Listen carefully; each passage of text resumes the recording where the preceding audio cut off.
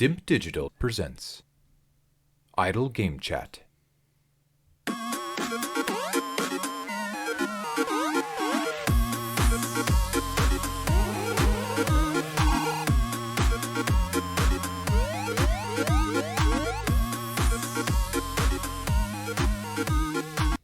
Hello, Apps here from Dimp Digital. Welcome to Idle Game Chat. This is the weekly video games podcast where we give our impressions of the games that you can play today and react to the latest news from the wonderful world of video games.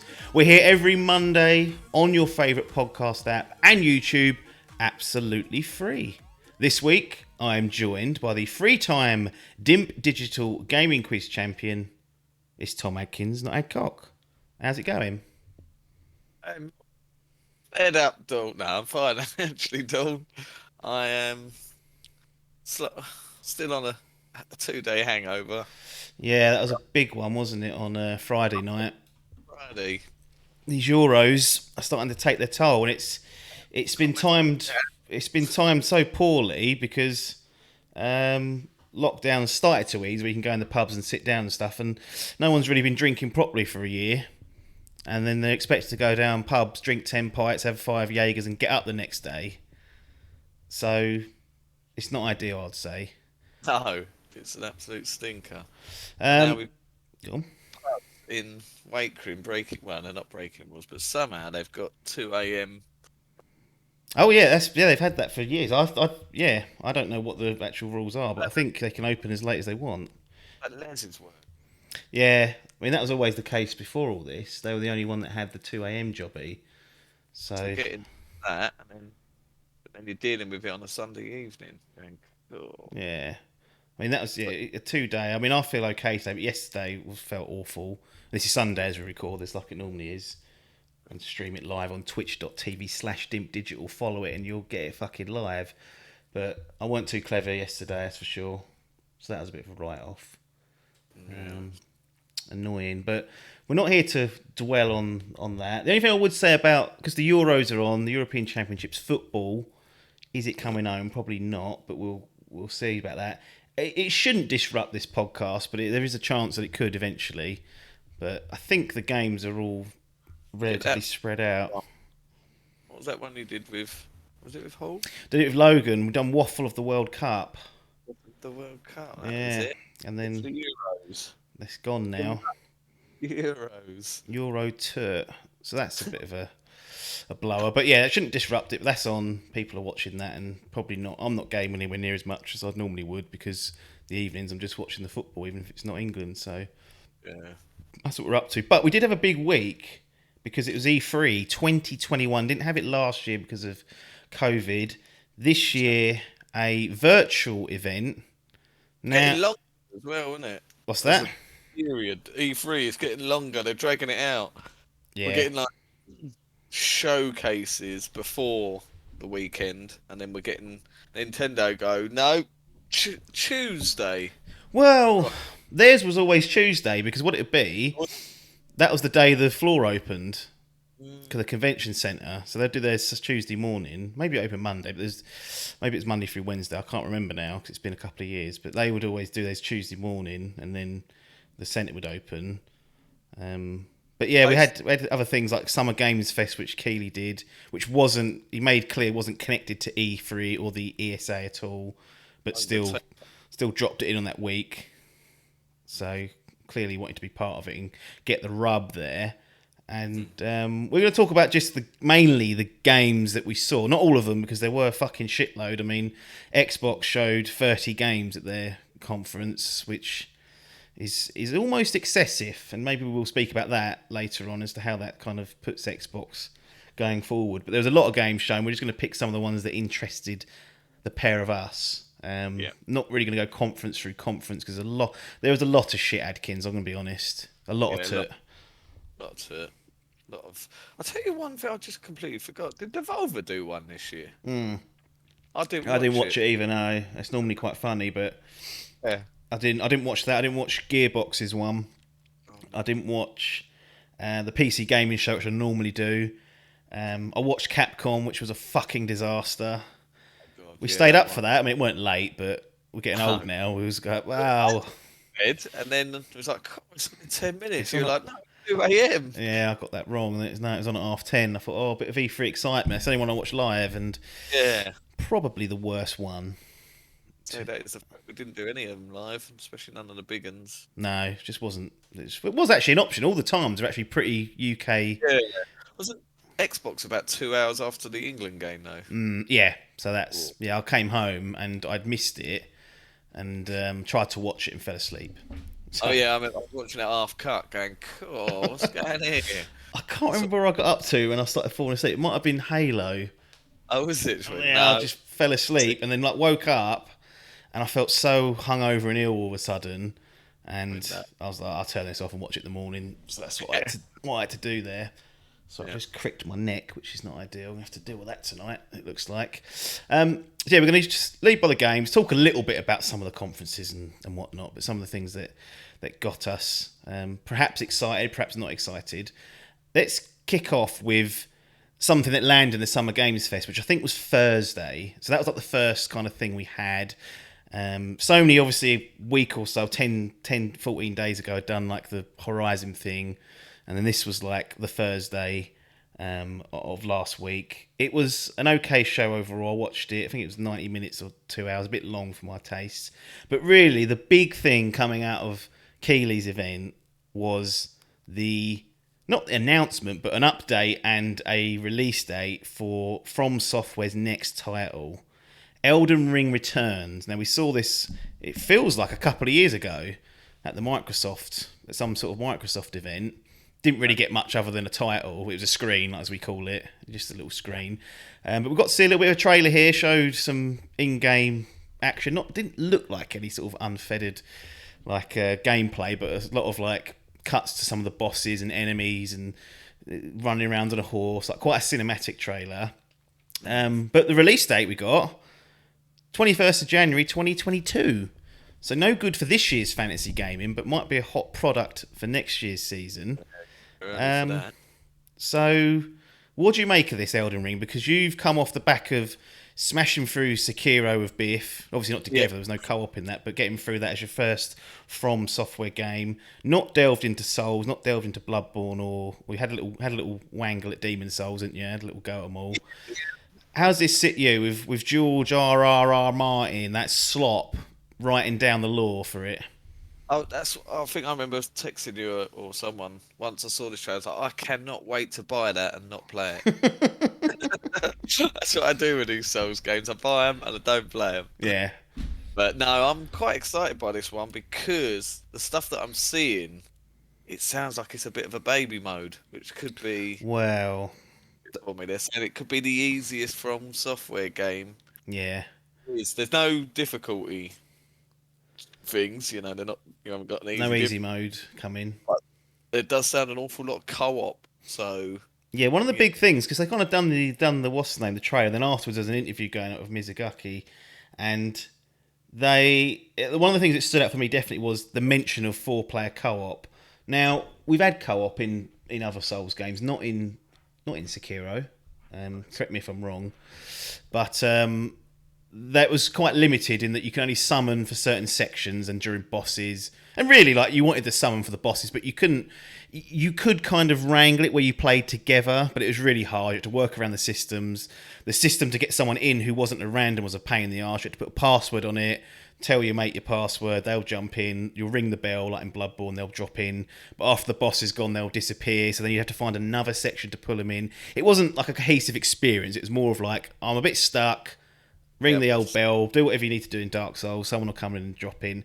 But the way it was described here sounded a little bit more open, so I'm wondering whether me, you, Adcock, not Biff, he's just not around, could sit down and play this together as a free player experience, and that is almost baby mode enabled for us. Yeah, quite lovely. I just sit back and reap the rewards. Just go, yeah, they've done it now. Yeah, but yeah, it's an interesting. Obviously, the inclusion of R. Martin does tickle. I saw a thing saying that his work on this game was done years ago. No, he's off. What have I lent my name to? Oh yeah, I Oh, remember that thing. that old computer game. Fuck it, Yeah, yeah. Something about Dark Souls, isn't it? That's not his. that's it. That's not what he said. But yeah, he was. He said his work was done years ago, and we'd all speculated the reason this weren't coming out is because that slop's sitting there and ain't writing anything.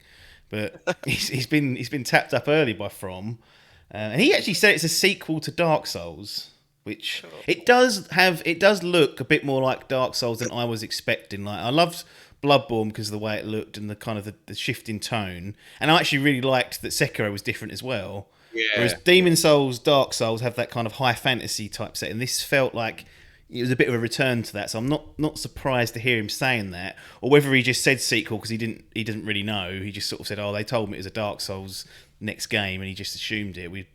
He may well not know, but yeah, I'm looking forward to it. Again, I'm sort of in your boat where there's a good chance that we won't play it.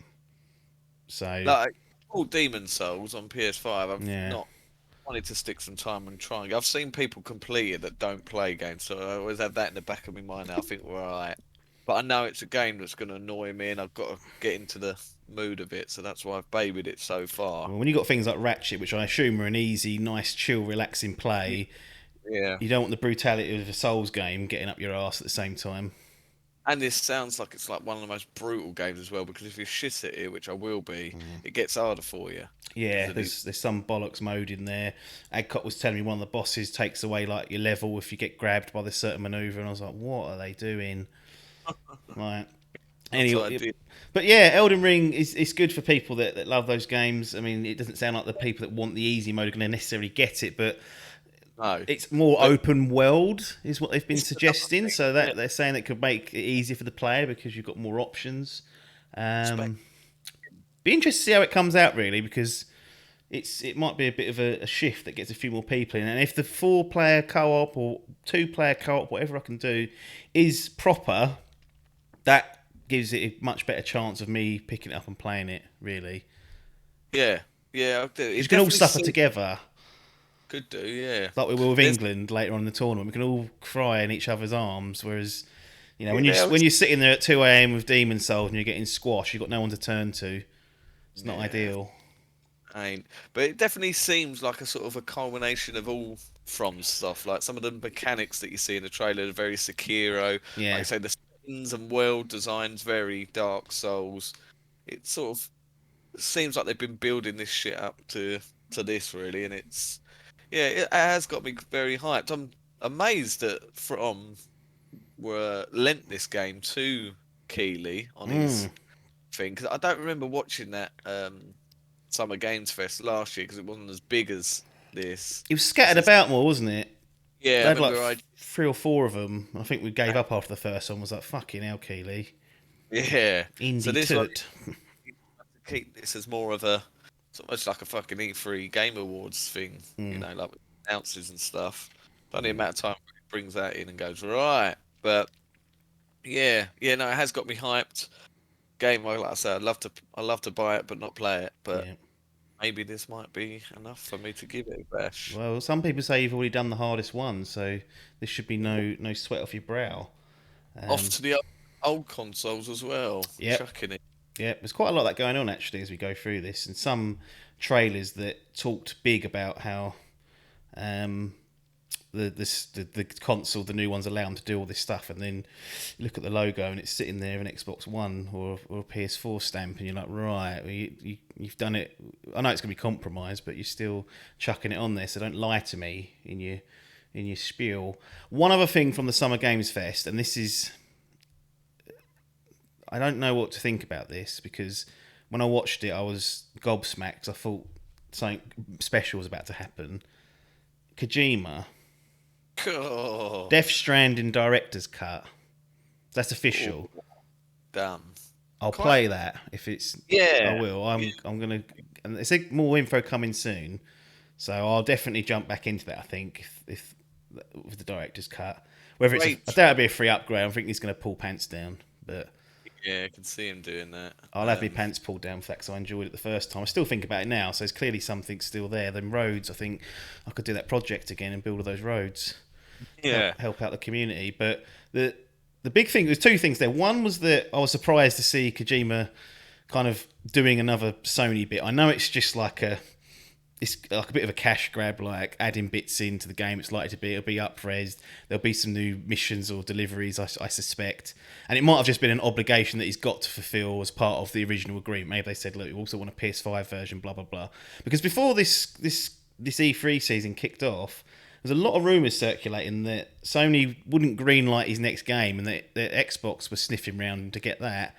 And like I said, this could all just be obligations as part of the original agreement. But if it's something that's new or relatively new, that suggests that perhaps that relationship's not soured or gone away, and that Sony could perhaps leverage that in the future. But really, the big thing that got me going was that he took the piss with the Metal Gear Solid references, didn't he? Yeah, he really did. Like, it got me hyped. I was like, "Oh, what is this?" I thought it was like going to be a sort of Left Behind esque DLC for. I was thinking, "Oh, there's going to be more." Like when remember in Death Stranding where you'd go off and do the fucking boss battles with Mads. It was very action based. I was like, "Cool, is this going to be like other dream sequences or whatnot?" yeah. Oh, but then it was just a sort of showcase of his PS5 technology, but. Yeah. He absolutely milked the fuck. He got Paul Konami's pants down and went, I made that series. Like, there's part of me that thinks, it's probably just Kojima being, a troll or whatever, knowing full well what he's doing. Yeah. But I don't know. Maybe there's something. Not necessarily with him, but there's been rumours about the remake that you keep stirring me up with, mentioning it on occasions. Like maybe it's just because he loves his symbolism, that man. And we got a good look at Event, which we know that's how you can get into the old into the complex of the facility of Metal Gear Solid 1. You can crawl through Event. Cardboard box. Yeah. Had old matey boy getting that. And the oranges, it's like there were clear references, and there was like a music underlaying it, which either was Metal Gear Solid music or sounded very much like it. And a lot of lens there as well, which was in like MGS5. Sorry. Yeah. It had the MGS5 vibe. I thought the trailer. Yes. Yeah. So I don't know. I mean, there's always that rumor that he was doing obviously Silent Hills, and then that got the plug pulled. But there's been new rumors surfacing that he might be involved with that. So maybe something's happening there. I don't know, but. What did you make of his description of his new game? I call it a description. It was the most vague. He called Death Stranding a fucking Strand game or something. Like anything he says, I don't listen to. I just watch his stuff and then deal with the aftermath of it. But weirdest thing as well, he's talking for about 2-3 minutes, and he said 9/11 in it about 4 times. Yeah, he did, didn't he? 9/11. And he mentioned COVID and went, making a new game. 9/11. He was basically saying he predicted it with the delivery, and it was this. I mean, he almost did. It wasn't far off. The themes were certainly there, where people had to become disconnected and reliant on deliveries. That is 100%, correct. But I don't know. Yeah, I don't listen to what he says usually because it's always very very out there. And some people will say, well, it's too far up his own arse. And I go, well, let the man get on with his job and then I'll judge it. But I want to mention that because, I don't know, maybe there's something there. Maybe I'm just overthinking it. But it doesn't, we say he doesn't do things like that. He clearly does. But there's a slight more hope that something in that realm is happening, whether it's Kojima working on a Silent Hills or whether it's a Metal Gear Solid remake by Blue Point. I don't know. We'll see. Could be bullshit. Could just be him taking the piss, which, is clearly possible. A couple of Ubisoft games. Far Cry 6, first of all. Now, I'll be honest, I saw this about 2-3 times during the E3 conferences. I think Ubisoft showed a bit. Xbox had a little piece on theirs, I believe. And then before this, we've got a bit of a blowout of it. Yeah. Now, you're the Far Cry man, having played Far Cry 3, 4 and 5 since they kind of got that sandbox type formula down. So you've seen a lot more of 6 now. I'm a bit burnt out on seeing 6 because obviously not a favourite of mine. But how are you feeling about Far Cry 6 given what you've seen and some of the newer stuff that you might have seen during this E3 jobby? Yeah, 'cause that was another sort of showcase of that, didn't we? Before, like, was that a couple of days before? It's like a Did we just? week or yeah. It was again. It was in the window almost, Hmm. and then And yeah, they chucked a few extra trailers out. There's that DLC. Looks like they're adding where you can play as the. that was quite interesting. It's like three. Was it Vars, That's it. Pagan, and Joseph, is it? if that's the one? Yeah. I mean, I don't know. I'm not as hyped as I normally am. Mm, Before I saw any of the sort of gameplay and stuff, I was yeah. uh, just because I do enjoy the franchise. But then after sort of seeing the setting and uh, some of the gameplay and stuff, and I sort of thought, all right, it's okay. The only thing that really tickled my bollocks was there was like a couple of scenes where it had third person action, and then I Right. remember Yeah. thinking, cool, that's a bit of a shift in direction. And then reading stuff that there will be certain things you can do in third person, like you can go into a camp or whatever, and Right. that will learn the moves and stuff. I thought, okay, well, okay, that could be quite good. I mean, having Gus in it does tickle the bollards, but Yeah. we've had famous people in games before. Call Was of someone Duty. famous who done that? Joseph. Was anyone famous or He is not? an actor. He is, but I only Not know on. him. Not on Gus's level. Not on Gus's level. I only know him from Thing, which he was very good in Yeah. Far Cry 5, I must say. Was it But Troy Baker who did Pagan? Troy was pagan. Yeah, that the fella that done that Vars, he's now an actor. He was in like Suicide Squad or Oh, something, or one of the Batman versus Superman. I think he turned up in one of them. nice. Um, but yeah, so yeah, having a superstar actor in there. Yeah, I remember he had fucking Kevin Spacey in COD. Yeah, Uh, that went he had down well. he blew that. Uh, but yeah, that sort of is quite exciting. But I don't know, just like you say, you get that burnt out feeling, and they're not doing enough to change. I probably still will get it, but it's Yeah. not. It's not really like wowed me yet. It's just sort of, all right, okay, more Far Cry, sweet, Yeah. sweet, cool. Next, so, Next. Yeah. so subpar on the hype front. Ubisoft chuck it in the bins.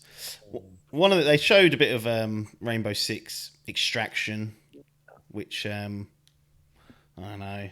I always like the idea of Rainbow Six, but that's ultra hard, like ultra competitive. Um, Extraction's not that; it's co-op. But Cool. I'm just like, I could get Left 4 Dead on Game Pass day one. Yeah, It's a similar sort of cooperative experience.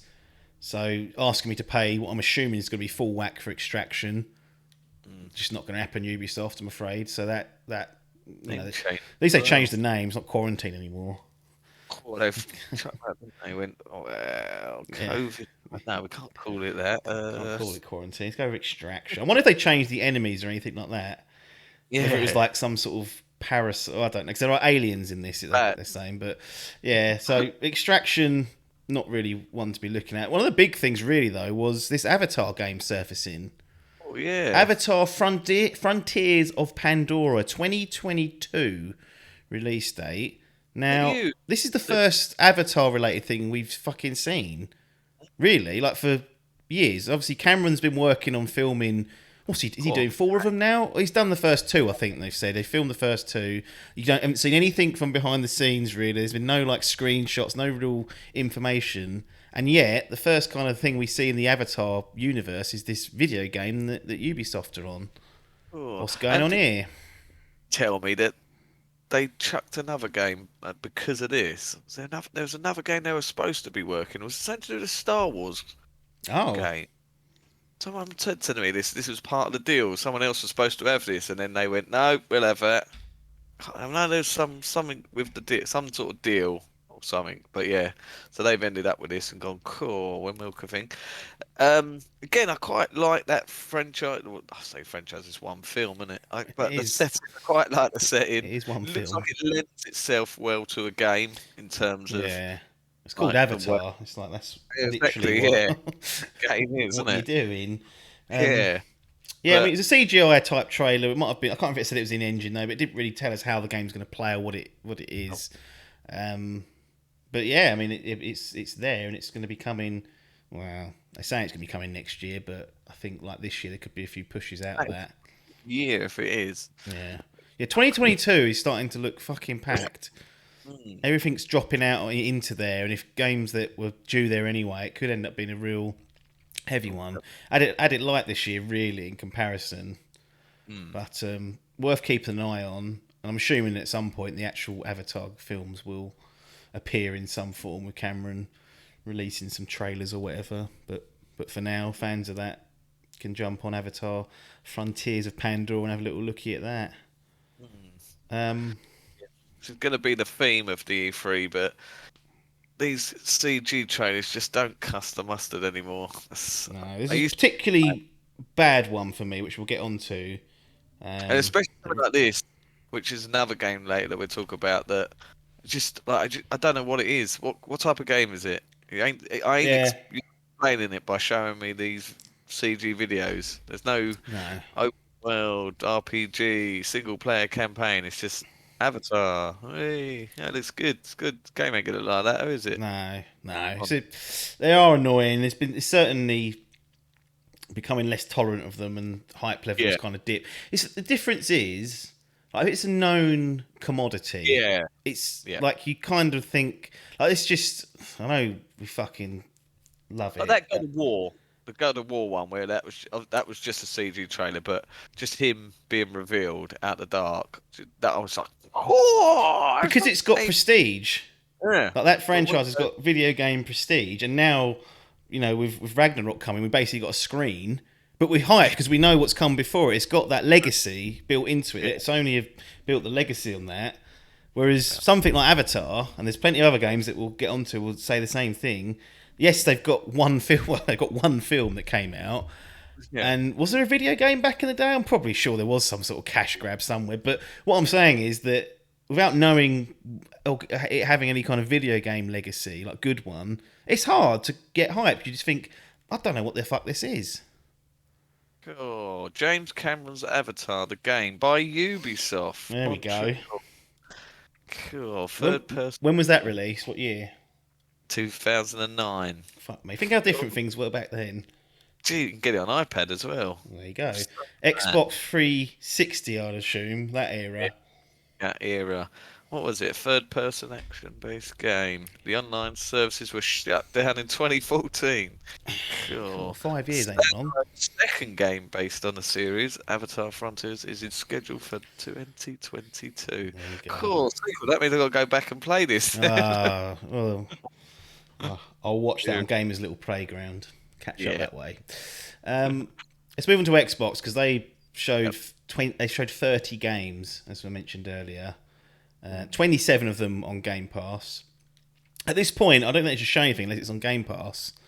Yeah. Like I mean, one of the ones that they showed, Diablo 2 Remastered, I don't think's on Game Pass. So what purpose does that serve? Like, I wonder if that's because Rod Ferguson's now. Oh, you know what? Maybe Phil shut that in. Got a beer off him and he went, all right, pop that in there. It's only 90 seconds. Pop that in there. Yeah. But at this stage, I really want Xbox just to be like, everything you're about to see is coming on Game Pass day and date, and then you ain't got to do that stupid little fucking logo.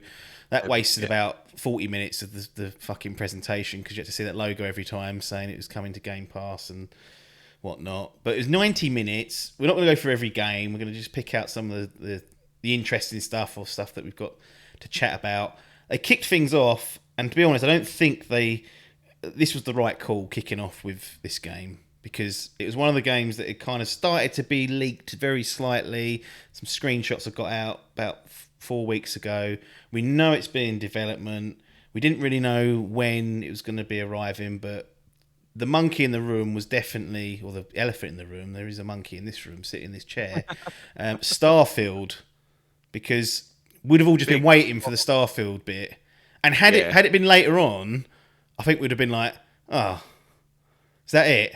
It was at least, it started with it was what it was, and then was like, okay, it's out of the way. We haven't got to wonder when they're going to do that. Like, not putting it at the end, for example, was a clever move. No, just and seem to be the sort of focus of a lot of the conferences, and like that Summer Game Fest, they seem to sandwich. Yeah. Started off with what was it, like a Borderlands spin-off, Mm. Tiny Tina's Wonderlands, and sort of like, Oh, oh, okay.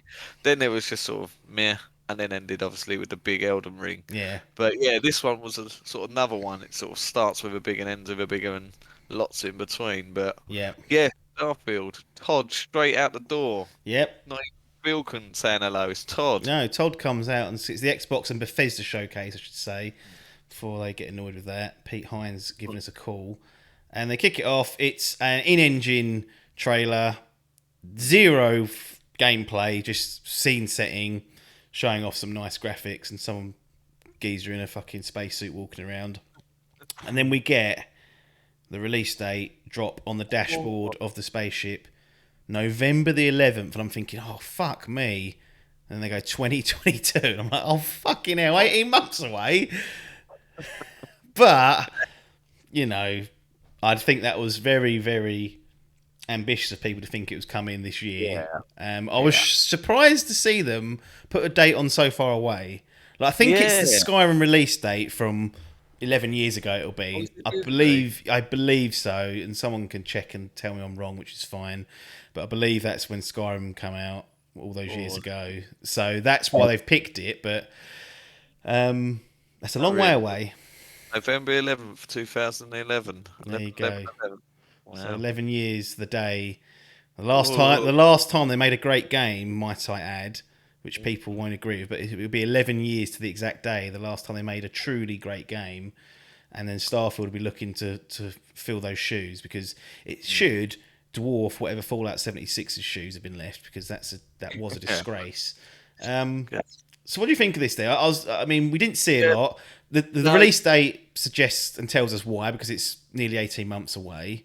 But yeah. was it the right thing just to reveal this and get it out of the way with and say, look, we know it's Yeah. fucking miles away, but this is the date. Yeah. Leave us alone. Yeah, I think it was a good one to kick off because it was quite high. A lot of people talking about it. They Yeah. expected it to be here because it was just a title screen last time. Don't think anyone expected to see Elder Scrolls just yet. No, the thing is, that's after this, isn't it? That's at least 2024 I mean, if we get there. I reckon they're not going to start doing that properly till this is done.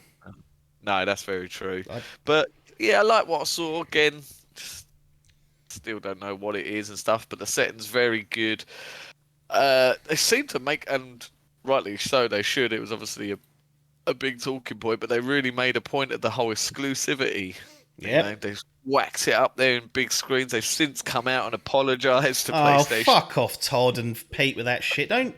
You're spending 4 billion on a fucking company or whatever it was. Don't say sorry, Melt. Sorry, you've taken it away. It ain't even out yet. It's not coming out for 2 years, and you ain't even released. Yeah. Sorry. If it's like 76, it's going to be shit. I'll tell you what. If Jim had done the same, Jim wouldn't be saying sorry. He'll be fucking laughing, going, "You gutted, you cunts." Get a PlayStation. Get You can't. a PlayStation, don't play it, and he'll just walked off stage cackling to himself. 80 quid as well. What? Set her up. Man. Put another tenner on it. Yeah, when I saw the report, I was like, "Oh, come on, look, we know this guy. I know if you can't afford to have a PlayStation, an Xbox and a PlayStation, you've got a PlayStation. It fucking sucks potentially. I mean, we don't know how good the game's going to be, but that's always kind of been the way." People say, "Well, you can buy a PC," and I say, "Have you seen the price of those? If you can't buy a PS5 to supplement your an Xbox to supplement your game, and you're not going to buy a PC, there's a different audience you're going for there. Remortgaging going on to fund those sort of endeavours in this life, but." Yeah, it was one of the interview afterwards is not in the actual. They don't discuss it, but this is all stuff that happens afterwards. It's basically Skyrim in space, is what one of the quotes is being pulled out. The Far Cry 3 was quoted as being Skyrim with guns. Who said that? Adam Kovic, so we won't talk about that anymore. Yeah. But that quote was quite a popular one. Another one that ain't aged well. But yeah, no, Skyrim in space. How can you do that though? Yeah. I'm intrigued. It's a Bethesda proper game coming out of the big studio. You have to be intrigued if you're any sort of gamer. But this year we didn't get much. We know it's coming next year. I am really looking forward to next year's E3 because you bet your bollocks they're going to do that little Todd Howard commentary. They're going to show the game like they did with Fallout 4 and like they did with Fallout 3. I'm looking forward to that. That's one thing that is going to be a highlight. And if it's not there next year, I'm going to be fuming. But Do you think it will be a similar sort of style to Skyrim and Fallout 4? Sort of, in same terms of mission layout and being able to like wander off. You'd have to think so because they just have always had that DNA in the games, and it's kind of what makes them.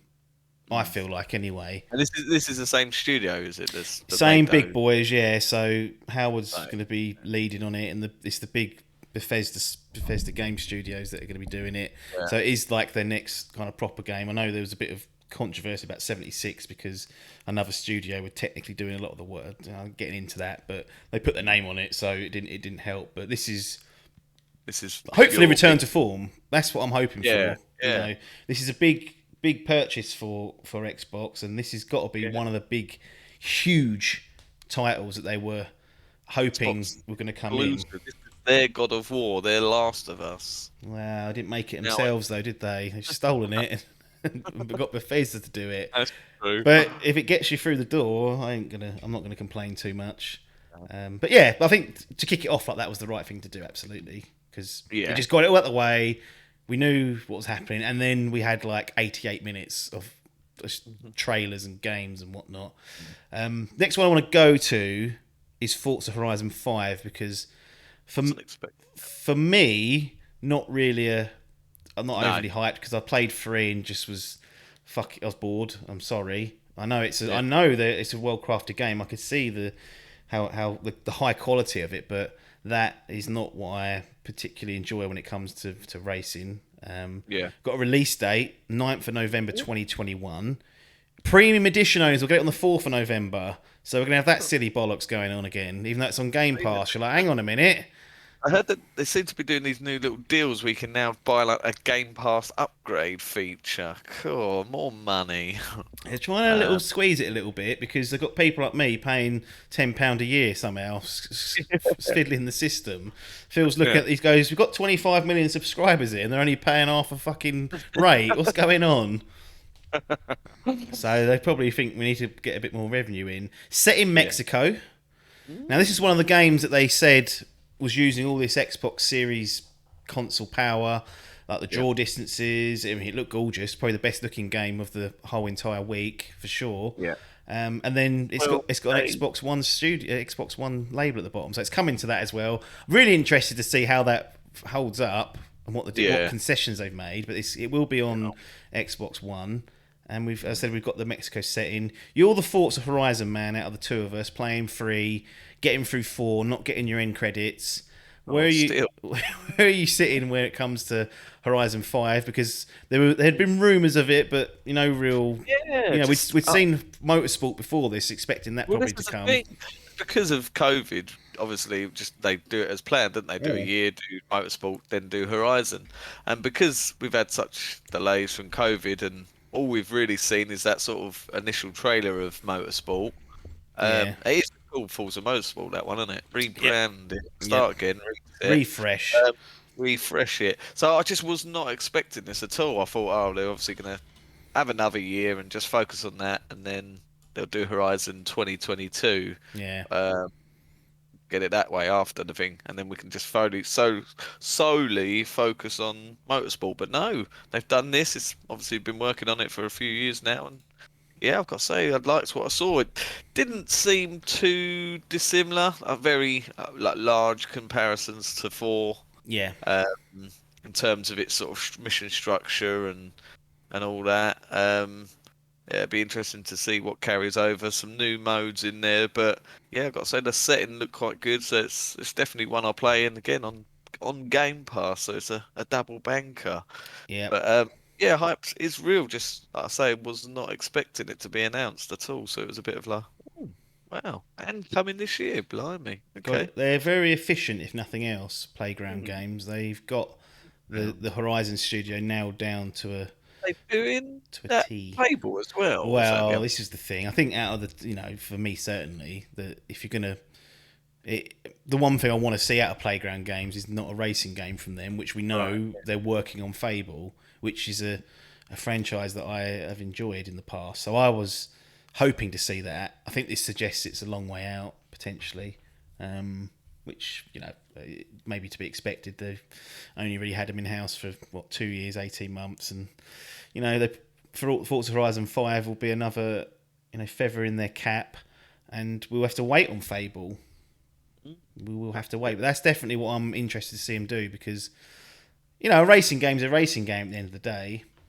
Like, I'll be talking later on about how you kind of compare it to foods, these games, and like you have these steaks, these beautiful, T-bone. you have these beautiful T-bones, these fillet steaks, and the tomahawks. Yeah, you have all the beautiful games like we maybe say of God of War, The Last of Us, like this real. If you go into a restaurant, you think, cool, that's real top tier. And then you have like other foods underneath it that are still nice. You'll have a burger now and again and enjoy it, and it is what it is. And for me, like racing games, particularly, kind of fall into the category of Horizon itself is steak. I can't deny that it's not a steak level game, but some cunt's done it well done. It ain't to my taste. They've just overcooked it, and I don't like it cooked that way. Maybe it's a rump steak. I don't know. That's a bit harsh. Old boot. It's a bit, bit of old boot. But the quality of the games there, it's just not for my liking. And I like my steaks certain ways, but it will qualify as a steak if I ever make a steak game list. Just not for my taste. So this is the 5th entry of Forza Horizon. Yeah. 2012, this all kicked off. Oh. So 9 years later, we've had 5 of them. I mean, at what point do you say, I've had enough of this? Yeah. Or is there no point? Are they just that well crafted that... Yeah. We'll get the end credits back. That's the first. don't shit the bed on this one. Let's get them back first. Yes. I know I've done it and got the little tick off that I wanted. Yeah, exactly. Yeah, I do feel this could be. I mean, they are very repetitive in what they do. Like they've always carried over the sort of festival story. They don't really have storylines. Sometimes you get like a rival and stuff like that. You used to do that, but yeah, they're certainly getting more into the sort of sandbox, sort of open world craziness. Like you get different side missions where you could be like a cab driver, a stuntman, stuff like that. It seems to be going wacky. You get a lot of DLCs. It's normally pretty good. There's like the Hot Wheels DLC. There was a Lego DLC. Yeah. But yeah, it seems to be just sort of crazying it up. But yeah, I think you're right. I think it will again, like Motorsport. They'll get to a point they go, right, rebrand it, go back to Horizon OG. Yeah, we'll put an S on the end of it. Forza Horizons. Yeah. Yeah, I mean, I don't know if to play this one or not, because I didn't play 4 because I was so just bored by 3, and the scores always fascinate me because they're always in the 90s. Like the last 2 have been 90 odd Open Critic hitters, and I don't know if it's just to me, like I've said this before, like I like sim racing and like motorsport to do it. Like whereas this, like Horizon, is like nerd's first car game, isn't it? So I'm wondering whether all the losers that can't hack it on the track with me now feel like they're fucking going quick over the fucking roads. But no, I might give this a go. I mean, I don't know what about you, but if Mexico appeals to you, they're saying it's going to quite a diverse landscape and make use of the different kind of weather effects that can happen in Mexico, elevation and whatnot. Because we had seasons in Forza Horizon 4, which I believe were like in real world time. They were. Every few weeks they would change for everyone, and that would be your lot. Right, yeah, it'd be fucking annoying because it was quite hard when the fucking snow was about, so everything's really slippery. Stopped playing for 3 weeks until it went back. Exactly. I got the fucking fastest car in the game. I can't remember what it was now, Bugatti or something, and just slipping all over the show. I thought, fuck's sake, I've got to wait another 3 weeks to play this so I can actually get some dry land. I'm gonna get the Dacia Duster out at that point. That'll grip the road like anything. See that whizzing around. But if that ain't in there, I ain't buying. Oh, I ain't buying anyway. Well, I am because I'm paying Gate Pass. But yeah, that's there, and it's a good good get for Microsoft, because there's certainly a fan base for that. So for those that enjoy it, I hope you enjoy this one, and maybe I'll jump in. But then I'll feel bad for not playing 4, even though there's like no story. I mean, what are we doing? Come on, Yeah. Ronnie, give me a break. Why can't he let me just play 5? I played 3. I played 3. Didn't do 1 and 2. I didn't have to do that. Ronnie didn't want that done, and then this one, he's like, "Well, you've got to play 4." I'm like, "Oh, Stinker. he needs to be sacked, doesn't he, Ronnie?" But he's stuck in my head. Halo Infinite. Boom. So, Nothing. well, it's a bit of a strange one, really, because last year we had the showcase of it, and it got absolutely shit on, and you can't tell me that didn't lead to the delay. That reception definitely was a factor in that. Now, what we get this time is a lot of in gameplay stuff, not a lot of like unbroken gameplay. It's very chopped together and cinematic. They'll pull away from the first person perspective, focused a lot on multiplayer, done like a small sort of cutscene, I'm assuming, from the campaign, which didn't really tell us a great deal other than there's like a new AI companion that's talking about Cortana. She's been deleted, but we don't know who set off the command to do it, so there's a little mystery there. But other than that, it's focused a lot on multiplayer. Then after the showcase, they did a follow-up video, which was about 15 minutes long, where they talked more about the multiplayer, talked about how they're structuring the battle passes and everything like that. And then on the Friday, we got the Xbox Extended Showcase, which was more of like game-focused, deep dive into some of the games I actually found more interesting, personally, because I liked hearing about a lot of the games and find out some information about them. But the two sort of big things that I picked up from the week's worth of Halo stuff was no solid release date. Not going to commit to something that's probably less than 6 months away, and yet we're chucking out 18-month timelines on Starfield of exact dates. So, I mean, is it coming this year? Is the first question from you to me. Yeah, it's questionable. I mean, I don't know what I was expecting really, because they delayed it. I thought there was a lot of hate, and they were like, "No, you're fair enough. Yeah, that looks shit." Yeah, we're gonna get rid of old Monkey, who's in Dimp space. What was his name? Steve or something. I don't know what his name was. Yeah, Monkey. Monkey. Um, so I don't know. I just expect them to come back with a real showcase, and they even showed like a bit of the world, and it sort of panned out. I still like popping a bit, and I was like, well, that was one of the things that they were.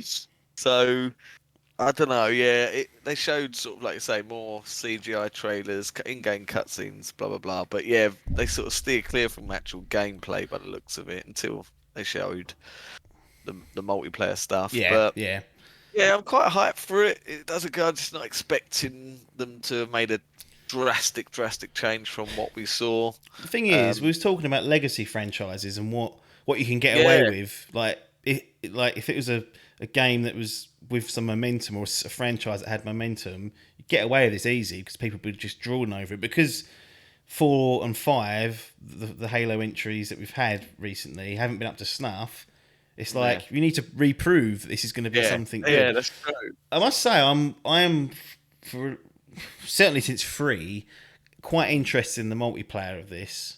Yeah, well, is it a separate team or is it? Well, not a separate team necessarily, but it's a separate package. So you can download Halo Infinite, just the campaign piece, play through it. Save Cortana, although she was going a bit mad in the other one, so it's probably fighting her at some point. That could be separate, and then you can download the multiplayer version or the multiplayer component for it for free. So you don't need Game Pass. You don't need to pay anything. You could just get multiplayer only. You could just buy an Xbox Series XS1 or 1X and play the multiplayer with no interruption. Or PC, which is a big thing nowadays. It'll be completely free to play. There'll be battle passes in there. One of the things they said about the battle passes is that they won't expire. So I don't really get these battle passes. I don't play a lot of online stuff, but the general understanding I've got is that you have Season 6 battle pass that runs from June until August. You have until June until August to buy that battle pass, do the challenges and get all the goodies. Yeah, so if you miss it, you don't ever get season 6's content. You can't get it.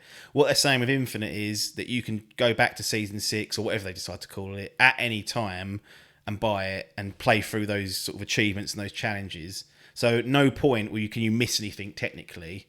Like you could go back and say, oh, they showed a samurai outfit in one of the bits. They could go, oh, when the samurai outfit's part of Battle Pass 2, and say we're like in Battle Pass 6, you can go back and get 2, unlock the samurai. So, which I think if you're going to do them, that's a good way to do it, because then people don't feel like you've constantly. It's like a second job. Like when you think you've got to keep doing these seasons and whatnot. So I think that's a really smart move. The fact that it's free to play and it's going to be on PC, particularly like in these Dimp ranks these days, a lot of PC multiplayer going on, and this could snaggle a few people into it because the entry level is so low. I really think that if they get multiplayer right, that could be huge. Yeah, definitely. I think the campaign the expectations are in the toilet really, because what I've seen and what they've delivered previously. But multiplayer wise, which a lot of people argue is the reason they play Halo, could be very, very important this year should it come. Certainly, I haven't for years, but I was a big lover of the multiplayer. Certainly in 2 and 3. 3 is probably the most I stuck in. Even Reach, I think I stuck a fair amount. But yeah, 4 and 5, literally just played the campaigns. Walked away from it. Yeah, I think I played the campaign co-op with Hall, Logan, and Pete. Like on Legendary, we did that, and then that was it. Didn't play any competitive stuff, but it's looking good. On that side, it's looking good. Now I've mentioned they're separate, so Halo Infinite multiplayer will be completely free. Don't need anything. Blah blah blah. Campaign, pay for Game Pass, whatever. However you can access it, you can do that. Is there any chance that they're sitting there and they say, right, the multiplayer's done, it's ready to go, Phil. The campaign, I don't know what they're doing, What are you doing? 2020 June 2022, I've just said, Phil. Shall we just get this multiplayer out? Or do you want us to put it in sync? Red Dead 2, that was the opposite, wasn't it? The campaign came out and then they chucked Red Same Dead with later GTA 5. GTA 5 that was like as well. 2-3 weeks later, yeah. But yeah, it seemed, the stuff that they showed, it looked, like it was good to go. That's cooking. Cooking Would you very do well. that? Would you, if you're Phil, would you release it separately, or would you just say, look, I kind of needs to go out as one big package because people are getting up my arse about this monkey? I don't know. I suppose with the You power paid to answer the questions, Adkins. You're not here to sit on that Yeah. fence. Phil's watching. He might want a bit of advice. I think I would, just in terms.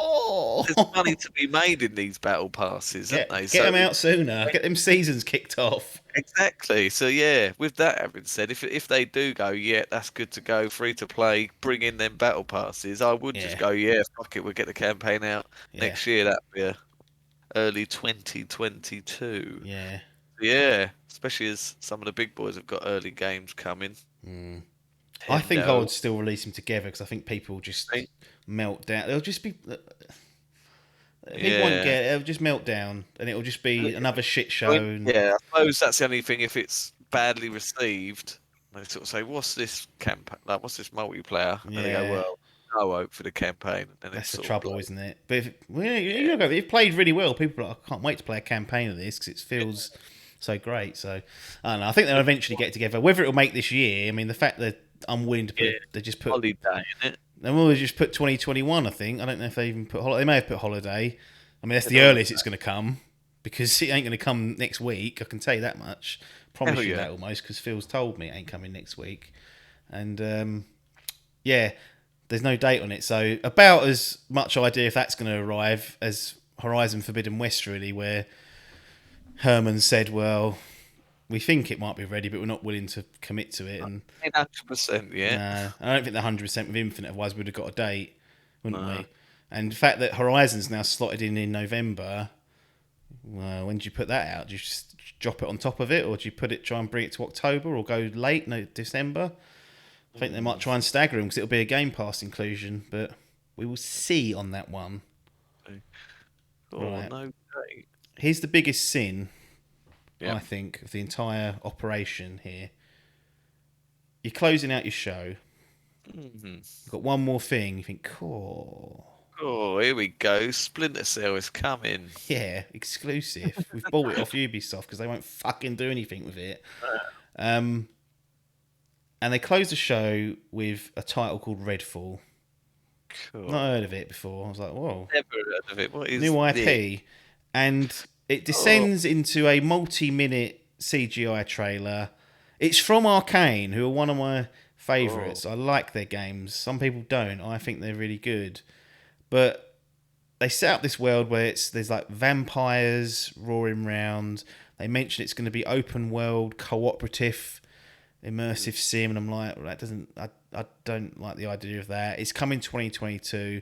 But I guess my big annoyance of this was the final thing you show, and it's just a CGI trailer of a new IP. And Yeah. again, we go back to this point of like, you've got built-in reputation here. Yes, Arcane have the reputation, but you know, we don't know what Redfall is or how it's going to play or even look to play like. And this is the final bit, and I was a bit like, ah, Yeah, it left me with a sour taste. Um, but yeah, yeah, very strange. And like even for that, I didn't even know that. I've only watched it once, and like I say, I was half cut, so I will need a rewatch. But I didn't even know it was co-op. I'd got nothing from this other than yeah. Oh, well, I suppose it was 4P. Said like it had different classes, almost kind of reminded me a bit like Overwatch in the sort of heroes. yeah. You had like the sort of sniper girl and They blah were blah blah. chatting shit, like trying to be funny, and I was like, Right, come on, you know pack what I that in. like about Arcane games is fucking about all the systems that are in it. Well, As much as I I like you, don't Adkins, I don't want you dropping into my game, stirring me up and like know babbling yet. over it all. Here I am. Can't stop me. I don't know. I don't So know. are they're doing that fucking what's that Deathloop. Deathloop they They gone they right. fucking hung that out to dry, didn't they? That weren't mentioned. That PlayStation don't exclusive. exist in this Oh world.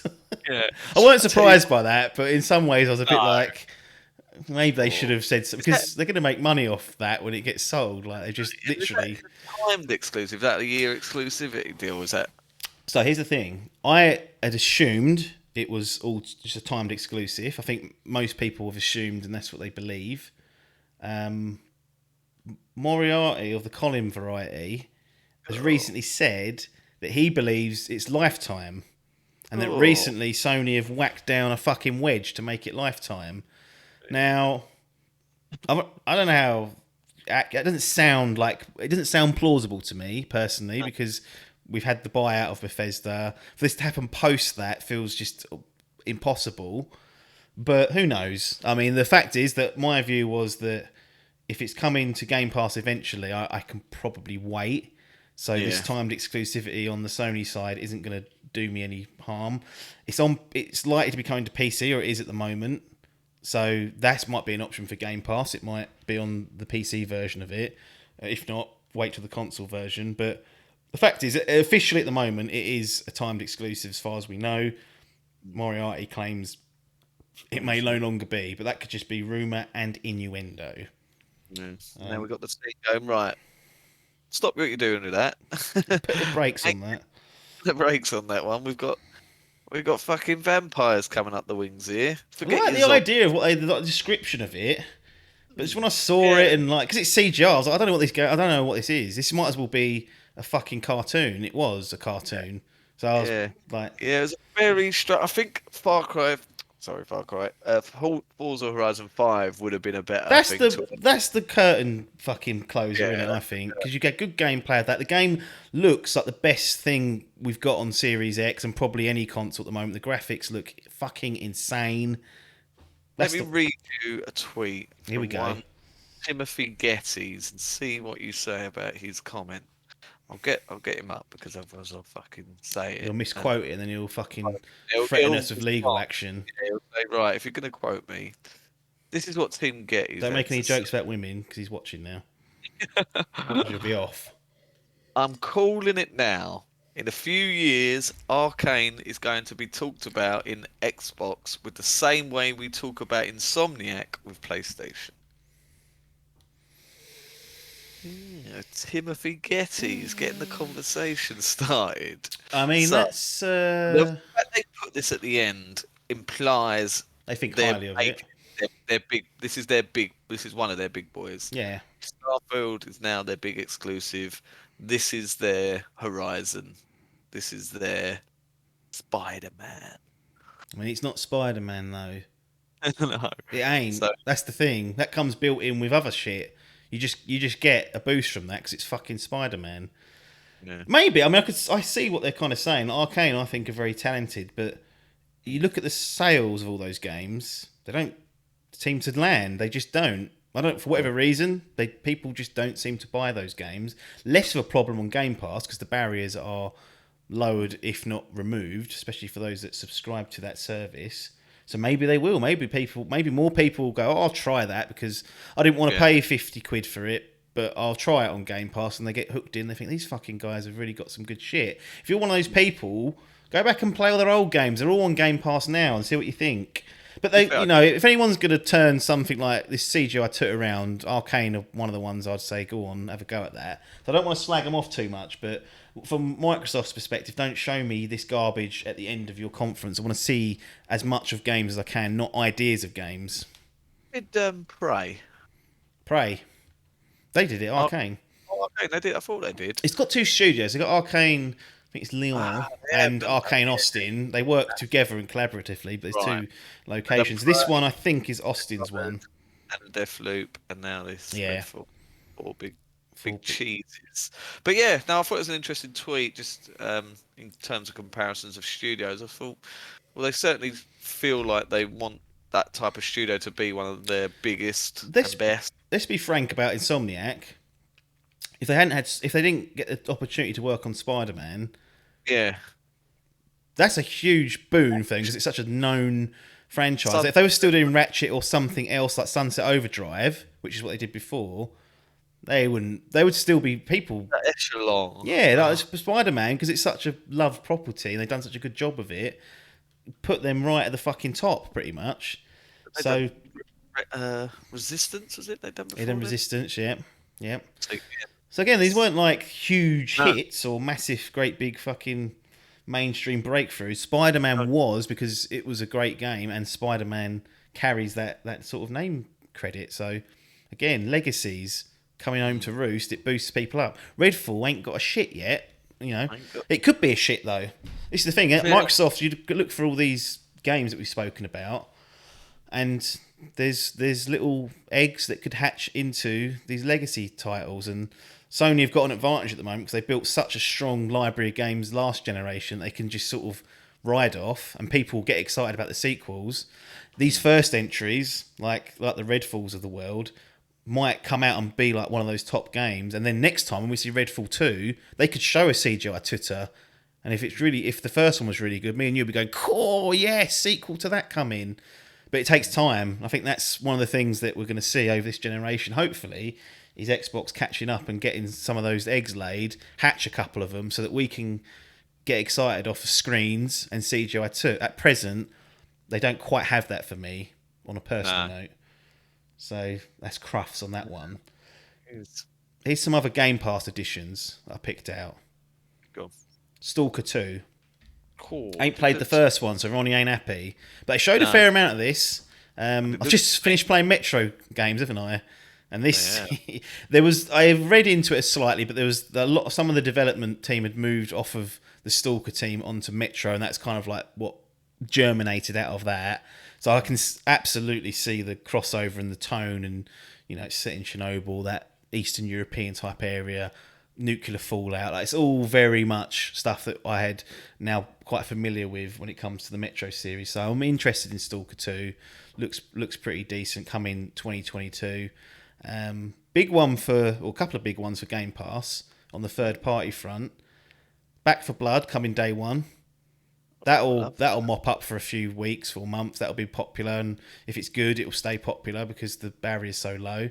A game that I never would have probably bought, but now it's on Game Pass, so I'm sure we can get 4 people together to play that. Hades, Game of the Year for DICE from last year. That's coming day one on Game Pass. I had a feeling they were going to do that. Annoying, so I bought it on Steam. Oh.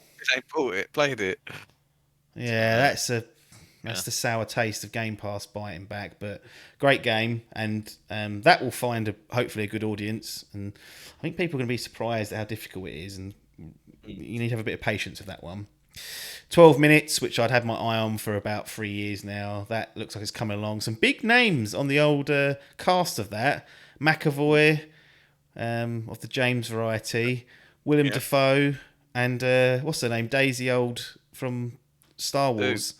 Yes, Ridley. Yeah, all voice acting in that game. Oh. I mean, what have they done with the budget there? I must have had money left over and thought, "Fucking, let's go for this." It's 12 minutes long for the games. But I like look at that game. I'm definitely going to make sure I make a point of playing that day one because it just looks like it might be shit, but I like little indie cindies. That did like the look of, but there's so many. I've forgotten what's what now. I go right. They all come to Game Pass. That's all right. Yeah. That was did they overfeed us? I think they slightly did. Replaced. That looked fucking cool. May not play that. I was disappointed with this next one because they own this studio, Double Fine. Psychonauts 2. I was disappointed at how it was just chucked in there, like amongst this montage of like trailer. It was just in amongst all this other stuff, and I was like, "Wait, let's stop!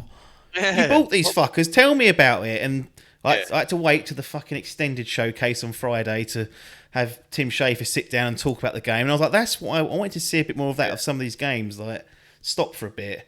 Flight Simulator. I'm interested to see how that runs on the Series X because I haven't put it on this new PC yet. I had it on the old one, but it is a fucking resource hog. And again, they put some stuff. They done extended showcase. They spoke about some of the changes they're making for that. Like there's like an auto sort of landing mode, so you can just land in the middle of a field, make it easier for people, more accessible. New tutorials to get people started. Like again, put these in your showcase of main, not hidden away. You know how much Xbox stuff they put out? 3.5 hours. They put out the 90 minutes of this and then 2 hours of that extended bit. There's a lot to get in there. I think they should hybrid the two and digesting, because there was a lot of good stuff in there. Plague Tale, Requiem. I've played the first one, Innocence. Wasn't as high on that as many people. Some people were saying it looked bloody gorgeous though. This new one, yeah, I was quite impressed. And I think there's an up-resed version coming to Game Pass later this year. So that's nowhere near the majority of the games that are coming to Game Pass. Like it really was a showcase for that. There was tons of other smaller titles in there. For me, which was very unexpected and definitely will tickle the bollards and get me in. Pirates of the Caribbean crossover with Sea of Thieves. I was like, oh, that's a great move. Was it a poor sound alike though? Was it up to snuff? I want it sounded. I think it is in because it's really. Wow. Get the facts. Well, if 12 minutes can get McAvoy, Defoe, and fucking Ray in, then they must have budget to be pulling in. He's not had a good time though lately, has he? Had a bit of a fucking snarl up. Slapping the missus. Has he been beaten up? Yeah. Doing an old Sean Connery on it. Certainly did. Can we get it live? Sounds like. Hold on. Predicted. Jack Sparrow voice actor is not. He's not Johnny Depp. No. Actually, when I had that on and Seal, the missus was in the room and she sort of heard the music and she was like, "Oh, was that part?" And I was like, "Yeah." And she went, "That doesn't sound like him." And I was like, "I don't think it is." Like, no. And then she walked off. She wasn't interested after that. So you either get the real McCoy in, or she won't play City of Thieves. That was interesting to see because I've played a bit of that this year and been it's good fun with 4 people.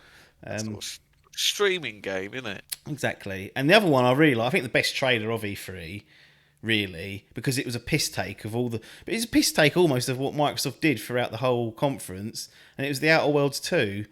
Where they just ripped completely broke the fourth wall, talking about all the things that game companies do, their trailers, and it was a great bit of commentary on how games are marketed, and then half of the conference was that, and it's good to see that that's getting a sequel, The Outer Worlds, because I liked the first one. I do want to play the DLC, but this fucking Game Pass is stopping me from paying. I don't want to pay for it.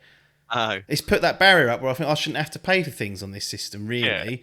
And now I'm sort of stuck. It's like, do I pay for it? I do want to do it, but I don't know if I'll do the DLC. But Outer Worlds 2's come in, which is from Obsidian. Now, we've had Grounded from them, and we're supposed to be Oh, getting what? this avowed. So how far out's this? Are they just chucking it out there now to say it's, Yeah. it exists? That's another one, another little egg. That's one of the eggs that's sort of hatched actually for me. So that could with a nice demo, they've expanded it, be a real a tickler. But there was tons on there. Like Was and a lot seriously, mystery as well. yeah, there was a fair bit. The Oh, Somerville, I wanted to mention. I like the look of that. yes, that did look I had tasty, some of didn't those. it? I think I had some people from the Inside and Limbo team. Right, yes, So yeah, it did, didn't it? who Looked very, knows? some good ones. But yeah, I was expecting to see that State of Decay 3. Yeah, Didn't see that. that wasn't Avowed again. that Probably not. wasn't there. No Fable. Fable, yeah, no motorsport I mean, it's a Forza. bit of a they're spoilt really because we're And they got a listing lot. off. They showed a lot of To be stuff. fair, we said, didn't we, like this was the time to show your games before we like you bought all these acquisitions. We Yeah, want games. That is exactly what you got when you compare it to their old press conference of it's TV. true. They've completely gone the other end, and they're giving us what we've Have said. they gone too far though, Adkins? Yeah, How that's much what of I think. this buffet food can you eat before you feel Exactly, they're going. sick? Yeah, you go. Now going. Whoa, pump the brakes. How can I watch TV on this thing? Yeah, yeah. How can I get my NFL on it? Like there was a point where I was zoning out because it just was just too much. Like it was just Yeah. streams of trailers, and I was like, These short ones, like the Nintendo one, was like what, 40 45 minutes? minutes, yeah, 40 minutes. Square Give Enix me was that. 45 minutes. That's it. That's what I wanted. This was 90 minutes, and I did get fatigued. I know they're just trying to drive home that there's all this stuff on Game Pass, but I'd rather they pause a little bit for some of the games and just spend just a bit more time, a little bit of an introduction as to what it is. Like as a high, they've done 3 hours worth of content, and it's a lot in one Uh, week. Too Shelburne's much. saying I'm an old man, I can't handle it. Well, that could be part of it. It is. It's had a long It wears week. me out, all this buffet food. Game as well. So you had the hype of that, and you go, look, I can't be dealing with 2 hours of I fucking can't. gaming it. Come on, mate. No, I can't deal with 2 hours of just pure buffet. I need some steaks. And there wasn't to me. There wasn't enough stuff. I mean, like I said, we've got a bit of dirty old rump steak from Horizon, well done, but there was no other steaks in there, and it kind of sucked the. I wouldn't watch it again. I guess is what I'm saying. Yeah. Because there wasn't enough interesting stuff there that kept me hooked. But you can't argue that they haven't got games. Had they got enough great games, which for whatever reason I tend to gravitate towards, like top tier, high as you can get pedigree. I love like the best games of the year. I like to try and play all those if I can. Now they may well have maybe Forza Horizon be one of those this year, but not quite yet in my view. And it will take half a generation for them to build that, and who knows, by the end of the generation we might be sitting there going, "Oh, Redfall 3, what are they going to do in the trilogy? Unbelievable." But what was your thoughts on the conference overall? 90 Maybe minutes, a half cut, England had just won 1-0. You're happy, you had a few Jaegers probably, couple of them. a couple of those. Yeah, I enjoyed it, but again, like you say, it was too long. It was missing that. I love that fucking one more thing, and Yeah. this year was it didn't hit. I was like, one more thing. What's this? I was expecting a big something like ever been teasing. I know we've had Skate 4 Yeah. announced, isn't it? But maybe something like that. Splinter Cell, everyone's going on about that. A reboot of that, I'd like to see. Something big. I don't know. Maybe another acquisition of. There's Their rumours names. they were buying 3 others. They Yeah, never got a sniff of that, so comes out, does the fucking Keanu and goes, yeah. yeah. Then Um, releases that trash. yeah, I feel like it just wasn't. It was missing the big bang. It was the big sort Are of. we Jordan. expecting too much though? Should we Well, should we be happy with 27 games coming in Game Pass yeah, day in date? I suppose we are sort of titty fed now that We want our tits and take it, not the cake, the Well, tits. But yeah, a bit underwhelmed. It's a funny old year because I know like the system is. Do you like the style of it, or do you still want to go back to the old school press conferences with the crowds and I think there's more, like we say, there's more chance of something going wrong or like an awkward moment happening, which we do like. So the live, and like I remember the Sony one where they had the live orchestra and Kojima walked down those steps too fast, the lighting of steps. Like you just don't get those moments of all these pre-made stuff, like because it's not. I'm assuming it wasn't live. You'd be mad to do something like this live in case something went down the shit pan. So I would prefer it that way, but at the same time, you kind of sit there as a looking at money, you think it's just cheaper probably to do this and produce it, and you know you won't fuck anything up. Like if you want to run a game demo, you could play it 30 times until you get the right run. Whereas the God of War demo we saw, that poor bastard Corey was sitting behind the scenes playing it live. What do you think Jim's thinking of this? Do you think Jim's going, I'm fucking glad I didn't have a Oh, of conference? course, yeah. He, like give a fuck. Seriously, he's sitting there going, "That was."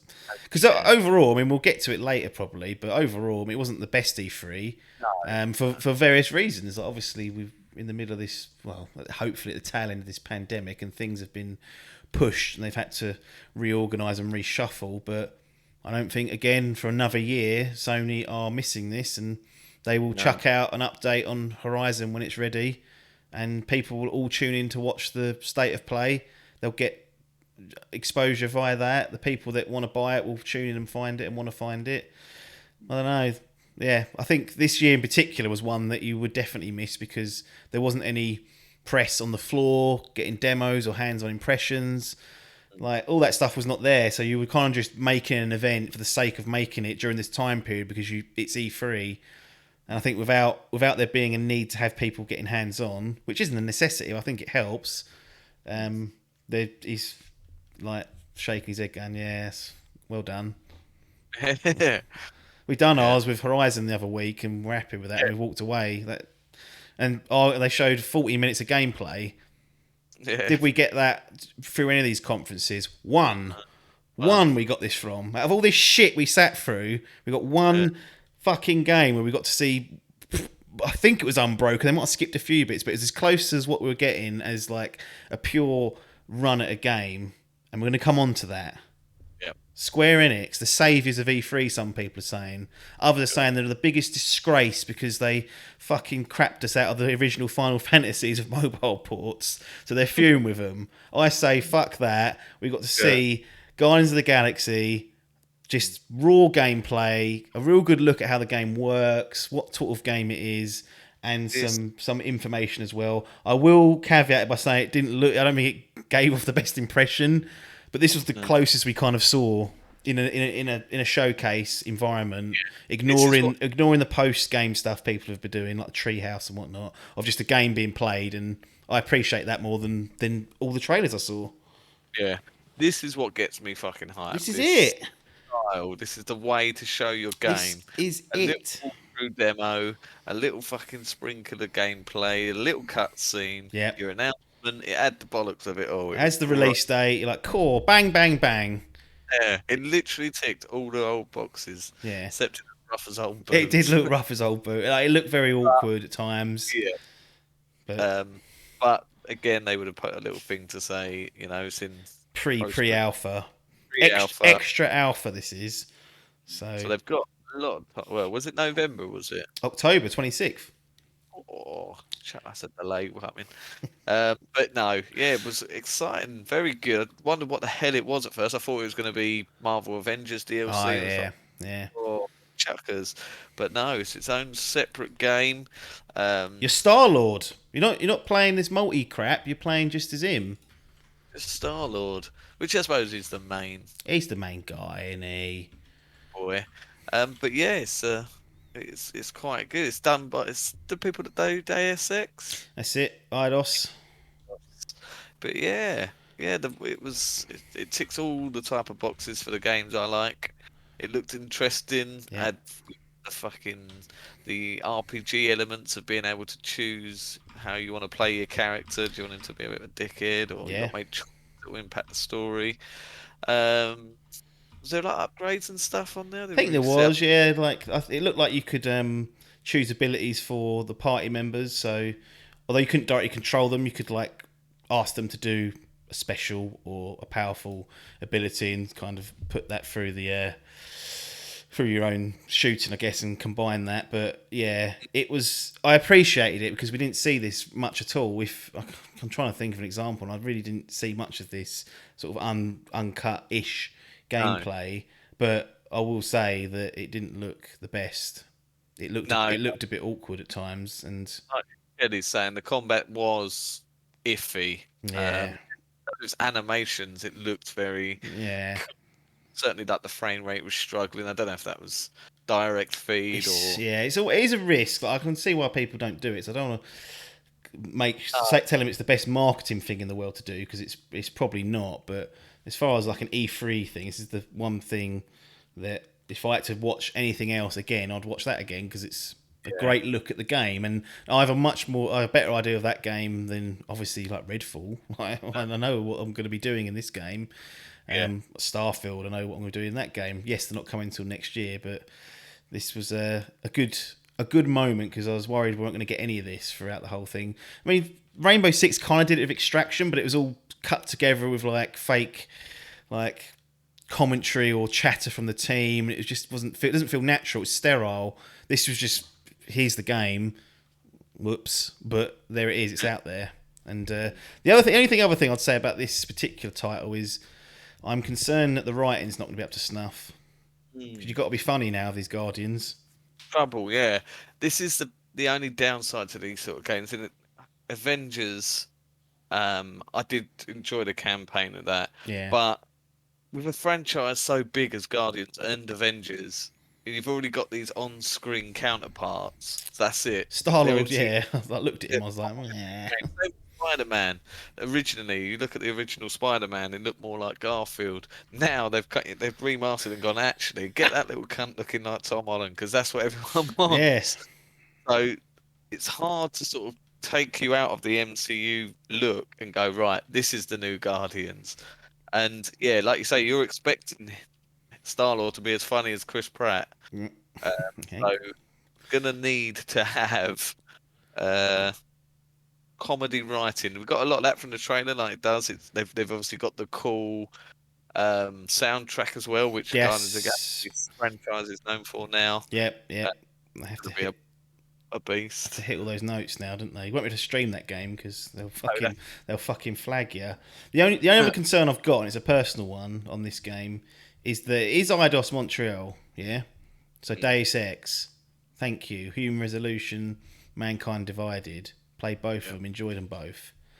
But they also did Shadow of the Tomb Raider, which I did enjoy. Out of the three Tomb Raiders, that weren't the one I wanted to play again. So I'm slightly concerned, and I think, funny enough, it was with the combat, and we've already Right. flagged it as looking awkward. And I'm like, can these boys do combat in like a third-person environment? Because Deus Ex first person, not really a shooter as such, although you can play it like that. These third persons, they may have struggled with a little bit. So I don't know, Yeah, but I appreciate them showing it this way because certainly, yeah, nice definitely that meaty playthrough of it. it was, and it was an extensive look. This was no treehouse, No, no extended look. This was a full gameplay trailer just that chucked was, out there. yeah, chucked out there for all to see. And no, a good acquisition and possibly game of the show. Well, if I was going to do that, I would definitely say this is the best thing I saw because it was the only Yeah, thing almost that I saw really. like that. Really, I mean, Horizon got close, but they still fucked about with cutting away and stuff. This was just a nice. Here it is. Make what you want of it. Now they had a few other stinkers in this conference. We talked about very briefly the mobile ports for the Final Fantasies, crapped on everyone's dreams there. They showed Babylon's Fall, which looked awful in my Yeah. opinion. That looked really bad. And then they showed Stranger of Paradise, Final Fantasy Origin, which has to be the worst name in the history of video games or close to it. Chucked a demo out there.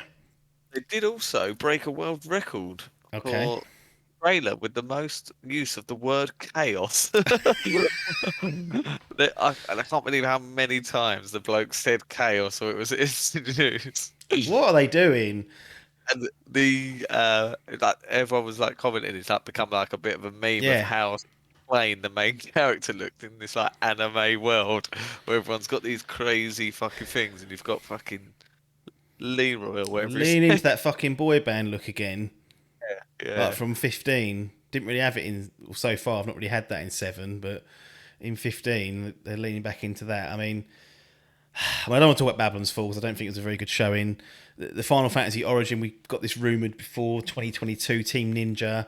There were suggestions that it's going to be like, not a Dark Souls game, but like probably more bit like Neo. They've done similar games to that. I haven't played the demo. I just haven't had the capacity to do it just yet because of all the drink and football that's been on. But yeah, I am.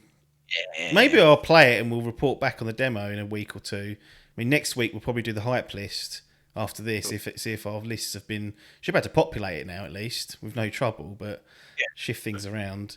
But maybe we'll come back and talk about that. But I don't think it looked good. They didn't. What they showed didn't look good. And I've seen some up and down, hands on from the demos. People saying it's okay to good, or some people saying it's just runs like shit or isn't very good. So think I finished this conference. I have to go back and watch it again. I'm gonna have to go back and watch the whole lot again because like I say I was half cut for most of it, or full drilled. cut. So, did they show 15 in this conference? No, 16. 16. So, No. That was one of the ones that was missed. Yeah, because we saw it last year, didn't we? And scenes and stuff. So it's quite. I thought you might have got a little I thought we might gameplay. have seen something of that, but maybe PlayStation are holding it, Oh, that's true. saying Yeah. we're going to do something in a few weeks. Who knows? It came on. I think it was on the PlayStation showcase last year, and there's maybe a timed exclusive on the console. So maybe they've just said, "Look, keep it out, and we'll do that for you." And they went, "All right, we'll chuck this trash out." But bit of a tale of it's only 45 minutes long or 40 minutes long. So again, time not wasted. Half the length of the Xbox One and probably double the gameplay showed in that one section. But interesting to see what Square are up to. They always have some strange stuff going. Nintendo, the big boys, always go last. They go, we go last because we've got the big guns, all right? Yeah. Now, before E3, it's fever pitch rumours about this fucking Switch Pro. That's all people are chatting about. It's gonna be announced before E3 because there's third parties that have got games in development. They want to show them off at their conferences. Bloomberg reporting on it saying, yeah. And you're like, well, that's it then. We're going to see this fucker, and then we're probably going to have to pre-order it immediately after whatever announcement they make because they'll fucking do a Sony and drop it halfway in the middle of the night. And we don't get that in the days leading up to it. Once it got to like the 3 days before, I was like, we're not going to see this because they had said, I know they bullshit and talk shit, but they said it's going to be software only pretty much, and it was. And but we got some surprises, I think, or a big surprise, and they did provide an important update on their biggest game that's in the cooker. So let's start off the game that's coming this year, the surprise. And again, if we were doing any sort of handouts, this would be the big surprise for me for two reasons, and I'll explain why afterwards. But Metroid Dread coming 8th of October 2021. Big surprise for me, mainly, is that they're doing another 2D Metroid game. I don't know why. I just thought they might have not been doing that. And I thought they would not do one until after Prime 4 was finished. But this was obviously been done because it's coming in a few months. They've chucked it out there and got it out there, and that'll be coming October. Yeah. Dread. Well, this has been rumoured for fucking years. About I 15 years, they said. years. Yeah, the name was already taken as well. Like they said, yeah, it's going to be Dread. Yeah. And then they released. There was a game on the 3DS, wasn't there? Samus Returns. There's a remake of 2, yeah. So yeah, and they've taken a lot from that now and put that into this, but Didn't leak this beforehand. Like, I had no sniff. Like normally, this sort of stuff you hear about.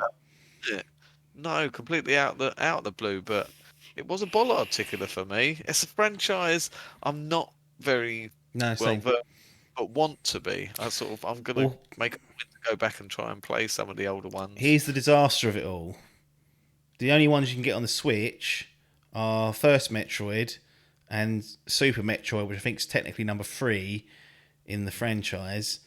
The other ones are on Game Boy Advance or 3DS. Stranded. There, that is Have you got a emulate. 3DS?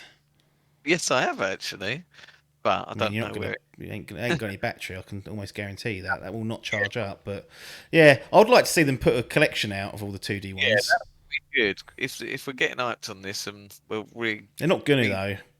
I It's think Nintendo. should have had that fucking Prime trilogy by now. Again, some people say it's ready. What are you doing with it?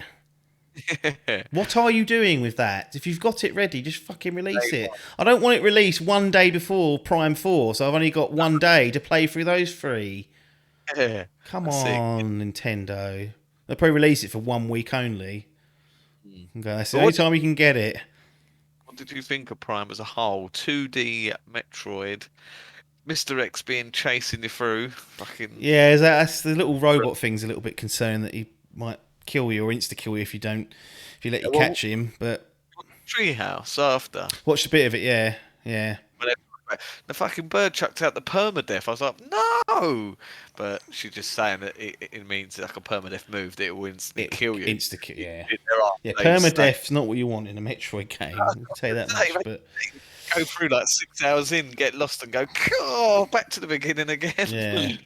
um, But yeah, no, it's exciting because I just wasn't expecting it. Whether or not I'll go out there and get it day one is a completely different question. I don't know if I will. I just don't know whether I want to do that. around house watching for me, but yeah, I'm quite hyped for this. So it Yeah. could probably be a day one for me. But yeah, an unexpected, and I suppose you wouldn't. They should have started with this. I suppose. I can't remember what they started with. Oh, Tekken character in Smash. Yeah, that was quite good, to be fair. I'm a huge fan of Kazooie, so Didn't they make out like? Didn't he chuck Ganon off of a? yeah, again, Yeah, I and I think that's thought, oh, it's just like because he's carrying the body, isn't he, of Ganon yeah, or yeah, Ganondorf, whatever fucking version, if it's Ganon. And I was like, oh, it's Breath of the Wild 2. Someone's like yeah. carrying his body, like, and I thought I was going to drop him into some sort of magic pool, and then it starts Breath of the Wild 2. It's Yeah. fucking Smash. I was like, of You'll course see. they fucking done They that. do seem to do that a lot, didn't they? Yeah. They did it last time with like the Xenoblade. Everyone's like, "Oh, Xenoblade DLC," and it's like, "Oh no, Jimin's Nope. great another fucking anime character." WarioWare. WarioWare. I had a WarioWare game on the Wii, Mm. and it had a window cleaning mini game. That's where it all started. Got his love for the industry just there. They're at WarioWare, but yeah, a an interesting franchise to bring up and go. Yeah, that's what's needed on that Switch. Yeah. Get that fan. Let's turn this into the Wii. Get Nana back on it. Get Nana back on it. That's one way to do it. They showed a few. There's a lot of crap in there as well. Like Mario they were Party. yeah, Mario Party. Showed a bit more of Mario Golf. They were guilty of doing what Xbox did, just showing trailer, and no real context for a lot of the stuff. But it was again half the length, so less egregious in my view. And then they ended with an update on Zelda. First they showed that fucking Game Watch thing Oh where yeah, it's got like the first 2 or 3 on there. nice of them to acknowledge the 35th anniversary because like last Well, when is that an acknowledgement really? That wow, that old that's shit. that old, 'cause You everyone you was want Breath of the Wild 2 day? That's what you want on the 35th yeah, you want that, anniversary. but there was also that All Stars trilogy, weren't they? Everyone's like, Mm. yeah, get fucking Ocarina of Time and fucking Majora's Mask back to back, Twilight Princess, and they've gone, nope, Skyward Sword. Or nothing. Although when we'll go on to it now, Breath of the Wild 2 we saw another trailer for 2022, which I think was the most realistic version of this life. Year out as well. Yeah, and that And- has some Sky-ish stuff. Looked like it was may have been Yeah. like a bit of a reference to Skyward Sword or whatnot. This is all these new games are supposed to take place at the end of all of the timelines of Zelda. I think there's like 3 branching paths of the Zelda games. I mean, what a fucking mess that is. Yeah, there's a massive book about it, how it all connects. Disgusting. It's Fucking bullshit. They made it up as they went along. They done what they did in Saw and just made it up backwards and just went, yep, fill that gap in, put him in there. It's nonsense. They should have just left them as separate entities and been like what Final Fantasy typically do, where it's just, they're all separate stories, contained. But instead of going, no, they are connected, but in this one the hero died and then was all failed, and then it went to this timeline. I'm like, that didn't happen in the game. I fucking beat him. I didn't die in the game. What are you doing, Pratt? Yeah. Anyway, so this one looked like it was referencing some Skyward Sword stuff, so maybe the reason they've got that remaster coming is because it's going to perhaps tie in. That's supposed to be the first one in the chronologically when it comes to the timeline, so all the Zelda lights on that will be fucking looking for all the references going. But we saw a bit more. 2022 release date. No Switch Pro. What are your thoughts on what you saw on Breath of the Wild 2? Still no title. Yeah, still no title. I see something since then saying the reason they haven't released the title yet is because it could be deemed as spoilerific. So At some point they're going to have to do it. But it's gonna before anyone's got hands on the game, they're going to have to release this title. Yeah. So it doesn't matter when you do it. True. Very true. Who said that? Gettys again. I do, yeah. Who said that, actually? Someone might have been, I don't know who it was on. But I have been enjoying watching the theory. There's like loads of theory videos on YouTube about this, like sort of deep diving into it. And like in this trailer, you don't see Link's face at all. No, you don't. No. Like, is it Link? Are you playing Zelda or is it another Kojima mindfuck? Yeah. We got fucking Kiefer Sutherland playing Link. So imagine if he did the voice for Link. That'd be hilarious. Just chuck it. I know that's it. He's gonna do it. It's canon. Never had a voice before, but now it's Kiefer Sutherland. Kiefer's in. He would make a good one. So yeah, interesting. But yeah, it looks good. I was expecting more.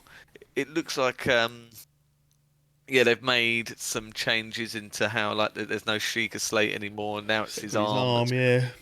Reduce fisting people. He turned to a bit of liquid and went through a crack in the path. Went up, so that must be a way of getting up to something above you. Obviously set after the first game, this one, so and then you see sort of the castle and parts of Hyrule up into the air. So sort of like, right, how are we getting up there? So is it going to be this travel, or like you say, is it going to be off these birds that are in fucking Skyward Sword? What was interesting was that the first trailer was seemingly underground. So I thought, we're going to go beneath Hyrule. Then we see all this sky bollocks, and I think, well, we're going to get above Hyrule and below. Is that going to be three parts to this, potentially? Is it going to do another time jump? Because Link's got fucking scruffy hair, or whoever that cunt is, has got scruffy hair in some parts of this. Has he grown up again for the 8th time in all the series, even though they're one big timeline? First scene where you see him and he comes down, floating in, I was like, cool, it's Fortnite. Integration. Waiting for that. Plane dropped him off like a bus. Just go, Bill, go fucking hell. Link's in Fortnite. But yeah, no, I'm hyped for it. I want another Barren Wasteland. You bring back that weapon degradation, that's enough to really make me consider. Yeah. Some fucking prats are still out there saying it's a good mechanic. I don't know what mechanic actively pretty much encourages you not to fight because you'll break your fucking weapons. Because at the end of towards the back end of the game, I was like, there's no point me engaging it because I'm just going to lose my favourite sword, and I'll get a stick to replace it, huh? Far Cry 2, you got gun jamming. Like the first couple of times, I was like, that's quite fun. Then you're like, they do it in Metro Exodus. They get dirty, the weapons, but you can clean them. Clean them out. Easy. Takes like a couple of little bit of resources. Piece of piss, that is. But yeah, I mean, we don't really know much about Breath of the Wild. There's a lot of theories out that people can read about. 2022. And one of the other things that have been said or suggested is that people are saying that it will come out with whatever this Switch Pro is. That'll be the launch title for it, which is why we've not seen it, because the game's behind schedule. I can see them doing that, sort of launching them at the same time like they did with the Switch. I mean, that was like come out on the Switch and the Wii U, but it launched the Switch. There's no getting around that. That was a big factor of that. And then it'll be 5 years in March, I think, from when the first one come out, or Breath of the Wild come out. So maybe they're aiming for that. Maybe they want an anniversary of 5 years, day and date. Breath of the Wild 2, or whatever it's called, comes out. And then who knows, maybe Guerrilla are going, yeah, we want a 5-year anniversary of Horizon. We're going to drop that a week ahead of it again. And we'll have that dilemma to deal with. Oh, Don't. yeah, we did. 2022 is going to be carnage at this rate. Kid in the middle of that. Fucking silly choice. So, yeah. So that's that. I mean, Nintendo has some other stuff, but they were sort of main things that picked out. Relatively short. I don't feel like wasted too much time. Trailered a bit too much, but those are the big things the things that we felt. Yeah. Were worth talking about because we were interested in. What's that getting reviewed as? What's Battlefield. Battlefield 2042. Yeah, that sort of was during the whole thing, wasn't it? Yeah, that's another EA. EA have still got their conference to come. July, we get that. Yeah. Bizarre, but then again, like, why bother putting something on during all this? You might as well just leave it and go, we'll do it in July, thanks, when we can get things ready on our terms. But Battlefield's been revealed, multiplayer only, which has got people's bollocks annoyed. But I mean, there was a lot there. Let's be honest, there was a lot there. I don't know if it was all compelling stuff that I sat through and watched. And like I said, I missed things like Gearbox and PC Gaming Show and Devolve. I didn't bother with those, but overall was a bit underwhelming, but understandable, really, given what's happened. And perhaps, well, I'm glad we had it, I guess, is a good thing. Like, I wouldn't have. Like, I do really like E3 as a thing. I know Jeff's trying to take over his own shit now and make it the fucking Summer Game Fest and boy off this E3 malarkey, but Sackam, he said. I want to see PlayStation come back and do a typical press conference. I don't think they will for a while yet because they seem to be making the right call by not doing it. I'd like to see them do the PlayStation experience. Yeah, get that back. Yeah, that was sort of in-person event, and use that to launch the PS4 Pro, didn't they? I think so. Yeah, they definitely had a thing near that, and they used to do like live panels and stuff like that. It seemed like people that went to them enjoyed them, and they were sort of packed with some interesting stuff. I know it's far easier to do these digital things. Right, it just is, isn't it? Just chuck together a few slides, animate it, and drop the gameplay, and pay some fucking whoever to voice it over, and then go, that's me done for a few months. I'm going to go back to playing golf, is what I'm assuming what Ryan's up to at the moment. Rolling in his 70 band money. A pop. Absolute beast. But no, yeah, it was a bit underwhelmed by the whole thing. Sort of, again, like I said, with the Xbox, it felt like it was missing a big wow, a big announcement that was like, fuck, that's impressive. I think probably Guardians was the one that really did, or Metroid was just sort of like, oh wow. But again, it was more wow than oh wow. Yeah. But no, a few games, like you say, some are coming to Game Pass, so we'll be getting a lot of those on that. There's only very few that I will probably buy day and day. Others.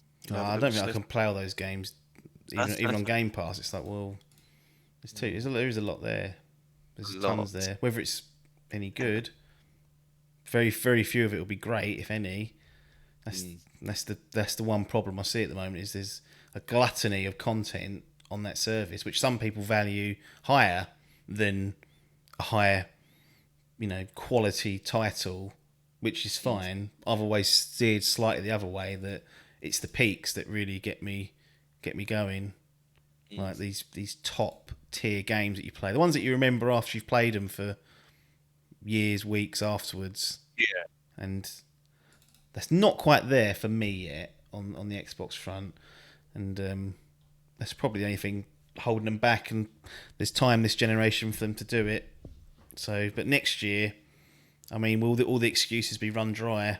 You'd hope that this COVID situation is cleared up for people, and things will start being normal, and whatever's been disturbed will start falling back into place. But 2022, chock a block potentially. Chocker. And the World Cup in the winter, so more hoops to jump through. Double whammy. It's a sickener, isn't it? That'll be good though. Yeah, it will be good. Something to do in the winter. Yeah. Anyway, we'll pack up. We'll get Adkins got there. to go on holiday. I ain't actually literally talking of packing. I have got to do that in a minute. Nice early start for him, so we thank him for his Gaming time. that week, I'm going to take my Switch because it ain't got no. Do it. So Switch will get. What you got planned? Anything in your head that you're thinking, oh, I'm going to play that? Finish Luigi's Mansion. I'm quite near the end. I think I've only got a couple of floors to do. Nice. And I was it depends because I don't know if they've got Wi-Fi in these fucking Right. cabins. Can you play the things without Wi-Fi? No, I don't think they've got any data. Stinker. If you can play something offline, what are you trying to play? Like that Metroid, Super Oh, Metroid. I think you can access it still as long as you've checked in once a month. Right, Simple thing would be to do tonight is turn your Wi-Fi off on it and then try it. Yeah, but that's a good shout. it should. Yeah. I think you only got to check in once every 30 days. So as long as you've done that, right. Oh, that's not too bad then. Yeah, I was thinking of giving that a sniff after the trailer. I've got fucking shitloads of games I can I've play. got so much I haven't played. Trying to wait what for else this is- fucking Pro, but they've Yeah. fucking mugged us off there, haven't they? The dream of a 2021 release getting flushed every day that goes by. I was going to start Breath of the Wild again, so maybe I'd have a little fart about on that. But there's shitloads I can play on there. Yeah. But yeah, it was just because of fucking. I was going to take it with us just so I can get a little play action. But so there may be some gaming update, but there certainly won't. Ratchet won't be getting done. That's half done. I'm halfway to the platinum. The platinum is going to be done. Good. At some point we'll do a chat about it. But yeah, I'm halfway home. Excellent. Well, we bid you adieu for this edition. We'll speak to you and catch up with you very soon. Yeah. Anyone else listening, if they're still there, supporting us is via patreon.com/Dimp Digital, twitch.tv/Dimp Digital, and you can subscribe to that. You can pledge at Patreon. Back on the Twitch one, you can do your Amazon Prime, which will be free once you've linked it, just to click subscribe and we'll get a little bit of beer money. Prices are going up, so we need more of that. Charging silly money down some of these pubs these ways, dirty bastards. £5.40. £5.40 a fucking neck. Unbelievable. And then youtube.com/Dimp Digital is up and running. That's got the archives of the podcast that go up and the video version if you're that way inclined. And there may be some other stuff coming there later on, but I'll never promise that because it's hard work. And then the Dimp Digital website's kind of half up, so if you want to look at the Fantasy League updates, dimpdigital.com, head over to that and you can find that under the Fantasy Gaming League page, and you'll be able to see the updates of the games. I've dropped the spreadsheet into that, so if you want to find out what's going on. It's transfer month, so there's been quite a bit of busy boy action. Less than I thought. I think people are throwing the towel, some of them, this year. They've struggled. Do a transfer live on here. Go on then. Thinking there's one game I've got on my list that didn't even get a fucking mention. That bloody Scorn. What's going on with it? That's an Xbox fucking exclusive, isn't it? I can't remember now whether that is or not. I mean, knowing then they would have fucking said something. Not really. No, it is. Yeah, no, it isn't. It's an Xbox exclusive. There you go. Oh, but yeah, not a single mention of it. It does still say 2021 though. But if it ain't coming this year, why is it fucking?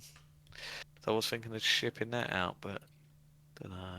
Well, maybe we'll leave it, but We're gonna leave that. we'll leave that. But yeah, that's another missed game. Chucked in the bin by Phil. So they're not good enough. What was that, Flokes? It looked like that guy that everyone. Oh, Geiger, HR Geiger, is it? Yeah. The alien thing. It looked like a bag of shit, to be honest. I don't know. I think I was struggling to put anything in my list. I chucked it in the end and ended up with it on my list. And I was like, cool, that's snuck That's in. gone down low on the list. Yeah. It So I might try and change it. But then if it comes out, I'm chucking 5 points away for nothing. So got to be worthwhile considering. Not long left. Transfer window closes 30th of June, 10 p.m. So all transfers will be in by then. But that's enough for us. E3 Fallout for 2021 in the books. And, that's that. we'll be back next week. Hopefully to do the hype list. Yep, yeah, I'll be back. You'll be back, so that's Friday. fine. And then probably the week after that, unless something crazy happens, we'll have a gaming, quite a few impressions to do that have been stacked up from various human beings. So got a lot of stuff to get through. So we'll get back on the old game impressions rather than all this new stuff. But that's that. Hype list next week. We'll update that of the post E3 edition. Nothing more for us to say here, though, on this particular episode, other than thanks for your time and ta-da.